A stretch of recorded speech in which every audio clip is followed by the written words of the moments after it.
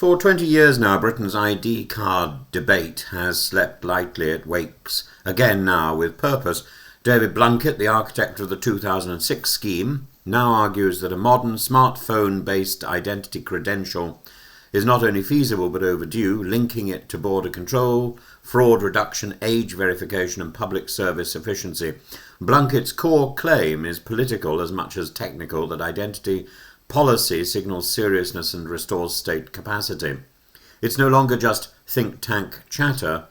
Keir Starmer has asked ministers to explore a digital ID rollout to curb illegal working and answer French complaints about Britain's shadow labour market. Pat McFadden has studied Estonia's model. Downing Street's language is cautious, but the direction of travel is unmistakable. Three strands are converging. One, that government exploration of our digital ID to police right to work and right to rent checks framed as tackling pull factors for irregular migration.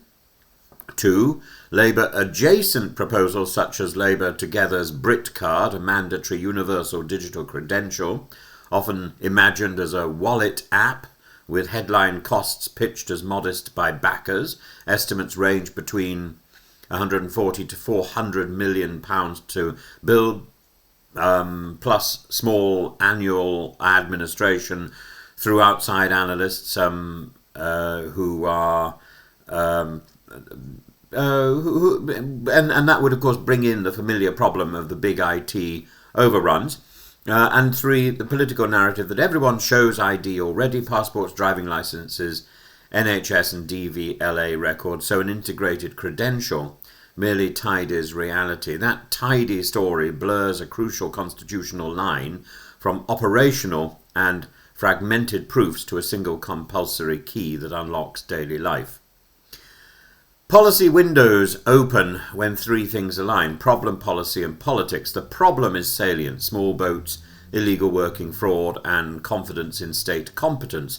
The policy appears off the shelf: copy Estonia, add a wallet, stitch together databases. The politics looks permissive. Polling suggests headline support for ID cards in principle. Ipsos finds 57% in favour of a national scheme, though support drops when the words digital and mandatory are specified and trust in delivery is low. And the last clause, of course, matters. And, of course, not everyone has a digital lifestyle. Opposition is not nostalgic libertarianism. It's a practical defence of proportionality, purpose limitation and non-compulsory demands. Big Brother, the Big Brother watches you as the sort of mandatory digital idea as a structural inversion of the citizen-state relationship, a society of checkpoints and dependency on a single credential to access work, housing and services. Even if the intention is immigration control, the effect is universal burden and universal exposure to system failure or abuse. In other countries, of course, ID cards not only give you access to the health service, they also give you access to the trains. Note the creep risk. A universal digital ID incentivizes function creep into biometrics, watch lists and private sector gating. Once employers, landlords, banks and councils key into one credential, you have de facto internal pass laws. Estonia's successes are real, but Britain's legal culture, legacy IT and procurement record are not Estonia's. Our history is Windrush and the Afghan data leak, not frictionless ID culture like that of Ireland or Turkey.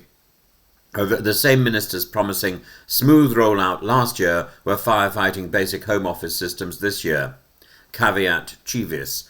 The real problem here is not the function or the value of the ID card. It's the chaos and the incompetence of the Home Office that would manage this.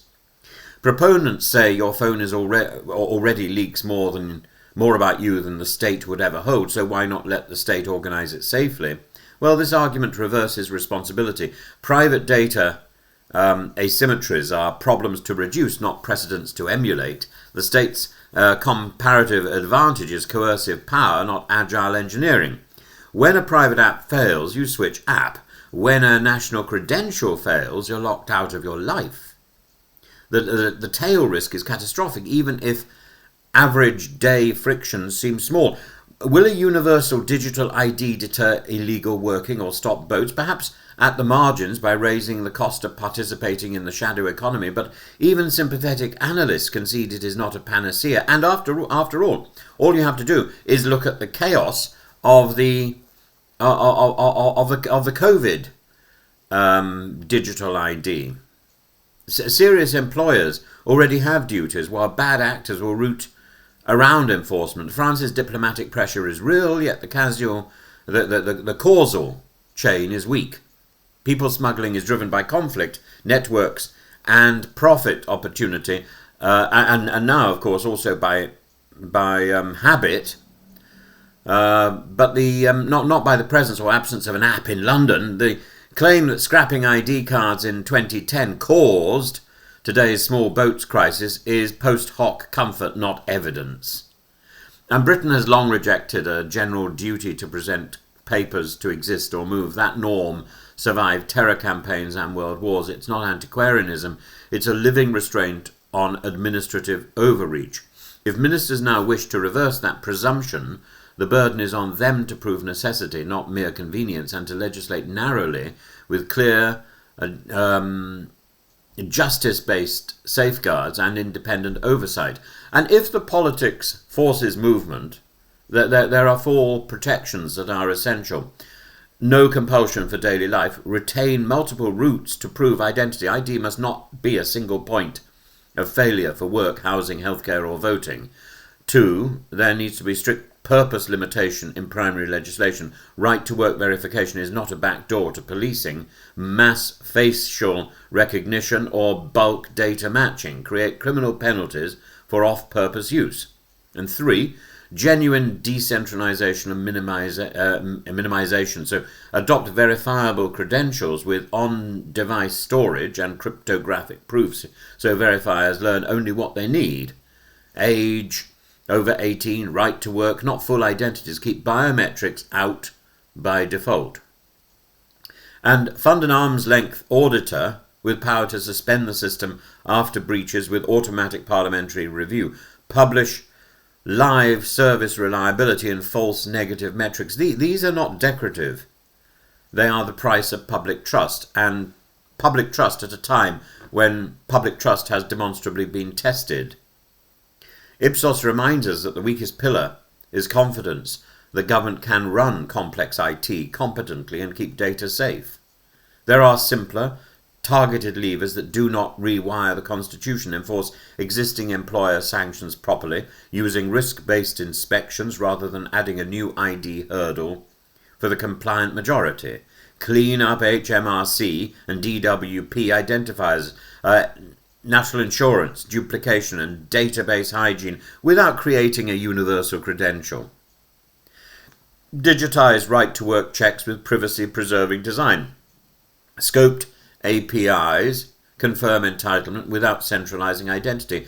Resource prosecutions against labour exploitation, so the business model of abuse is riskier than compliance. The language of digital convenience is seductive. So is the promise of control.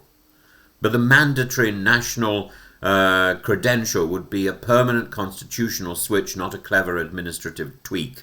The threat is real because the policy is now live, the political appetite has grown, and the polling headline looks friendly. Your task as legislators, journalists, citizens, ordinary people, subjects of His Majesty, is to demand proof of necessity and to set terms that will defend liberty before functionality. A state that knows enough to serve should never know so much that it can compel. If ministers want to show seriousness, they should start with enforcement, not a society-wide pass. The measure of a free country is not how efficiently it checks its people, but how rarely it needs to.